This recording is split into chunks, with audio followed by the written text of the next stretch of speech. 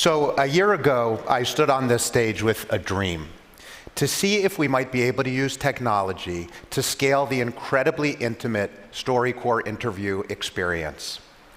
With the TED Prize, we created an app that makes it possible to record a StoryCorps interview anytime, any place, and with one tap, upload it to the Library of Congress. At StoryCorps, we're in the empathy business, the business of human connection. Could the intimacy of these interviews be replicated on smartphones? Would people stay true to the spirit of the experience? I just didn't know. The day after my TED Talk, I had the chance to open up the app for the first time and see if anyone had started using it. Hundreds had, and new interviews kept popping up as I watched.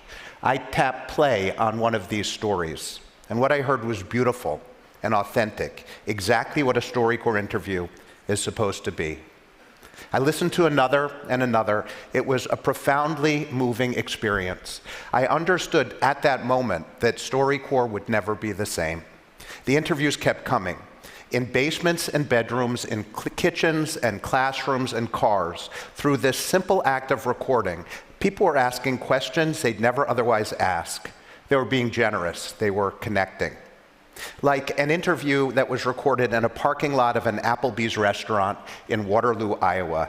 Kara Mosteller spoke to her grandfather, James Kennicott, in the front seat of her car. Here's a very brief excerpt of that interview, along with some commentary from Kara.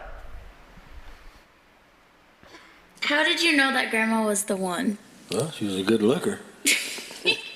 We fit together. We were a good pair. My grandma, everyone referred to her as like a spicy meatball.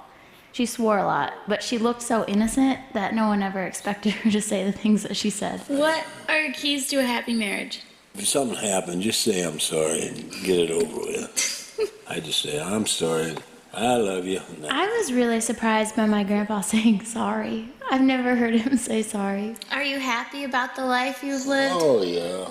It wasn't the easiest life back in them days. Mother died when I was 4, and it was a tough life. Last April, he was diagnosed with Alzheimer's, and I'd never heard him say much about it. What do you think about Alzheimer's? I know it's not a very pleasant sight to see. He said, I don't know what it would be like to have it.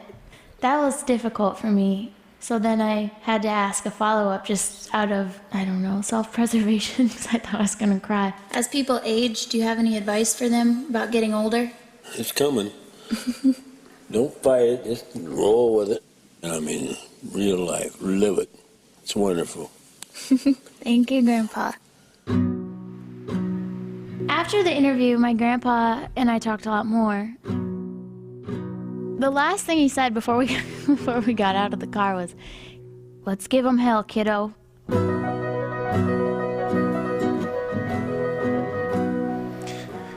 Over the next couple of months, we watched the app spread through tiny towns in the Deep South and Appalachia and the Midwest. Even though most of the participants had never heard of StoryCorps, they took to it instantly. And no matter where the interviews were recorded, what people talked about was remarkably consistent. They talked of childhood and family, of love and loss and dreams, those great themes of human existence. So at the end of the summer, we decided to test if the app could scale and started reaching out to history teachers across the country to see if they might ask their students to honor an elder over Thanksgiving weekend with a StoryCorps interview. We called it the Great Thanksgiving Listen and got quick buy-in from a host of education, media, and technology partners, including Google, who linked to this animation from their homepage on Thanksgiving week.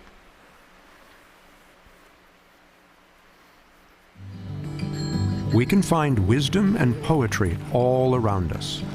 All we have to do is listen.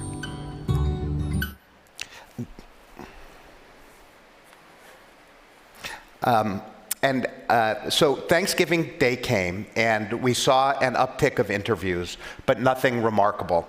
Same thing the day after and the day after that. It was disheartening, but not totally unexpected. Then Sunday evening, I got a text from a colleague telling me I should take a look at what was happening on the app, and I did. Suddenly, there were thousands and thousands and thousands of interviews flooding in from students across the country. I was reminded at that precise moment of another great human truth. that kids wait until the last possible minute to do their homework. In all, 50,000 interviews were uploaded over the Great Thanksgiving Listen weekend, as many as we'd recorded in the first 10 years of StoryCorps combined.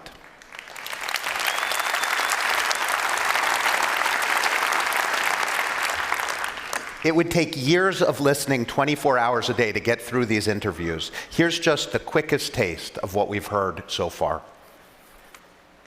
So this is the Great Listen for 2015. I'm here with my grandmother, Nana Fran. I'm speaking with my mama. I have my greatest grandmother in the whole universe here with me today. I am recording my grandmother. Say hey, Grandma. Hey. And I'm speaking with my grandpa. So, Grandpa, hi. Hi, Samantha.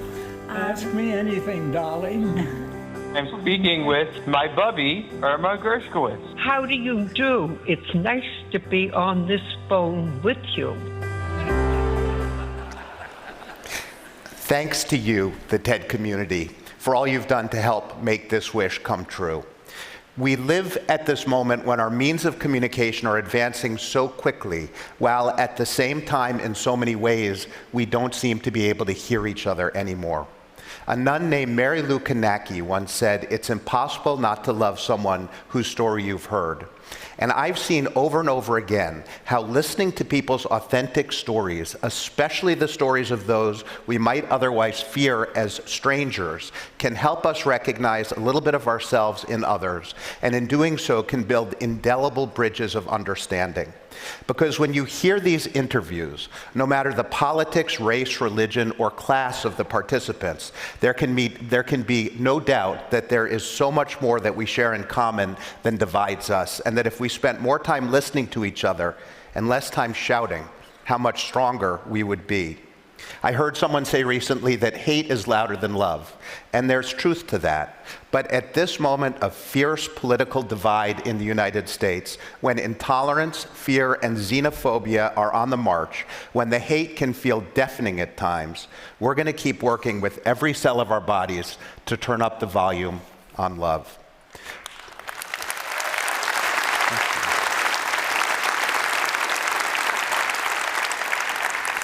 During this pilot year, 50,000 young people and their elders, 100,000 people participated in StoryCorps over a single weekend. Imagine the connections that can be made and the voices and stories that can be honored in the years to come. There is so much important work ahead.